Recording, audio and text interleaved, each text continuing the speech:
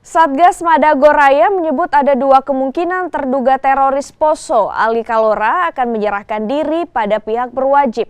Namun hal itu terkendala akibat rekan teroris lainnya yang tak setuju akan niat salah satu pimpinan Mujahidin Indonesia Timur tersebut. Upaya Satgas Madagoraya dalam pemberantasan DPO terorisme di Kabupaten Poso terus dilakukan. Salah satu upaya yang dilakukan Satgas Madagoraya menghimbau pihak keluarga dari DPO agar menyampaikan kepada para DPO untuk menyerahkan diri. Upaya tersebut sepertinya akan membuahkan hasil.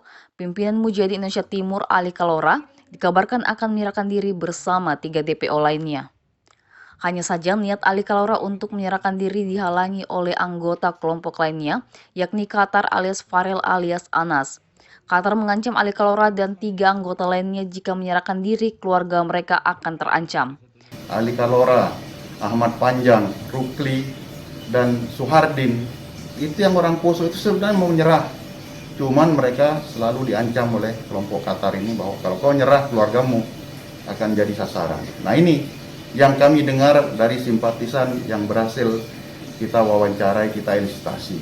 Jadi sekali lagi masyarakat Poso, janganlah mau diadu domba oleh DPO yang bukan orang Poso. Menurut laporan Satgas Madagoraya saat ini, kelompok Mujahidin Indonesia Timur terpecah dan terbagi 2 kelompok. Kelompok pertama beranggotakan 4 orang yang dipimpin oleh Ali Kalora, sementara kelompok lainnya yang beranggotakan 5 orang dipimpin oleh Qatar. Kelompok Qatar inilah yang sering melakukan teror dan pembunuhan terhadap para petani di wilayah Lore, Kabupaten Poso, termasuk pembunuhan 4 petani yang baru saja terjadi pada tanggal 11 Mei 2021 di Desa Kalimago. Rolis Mulis, Kompas, di Palu, Sulawesi Tengah.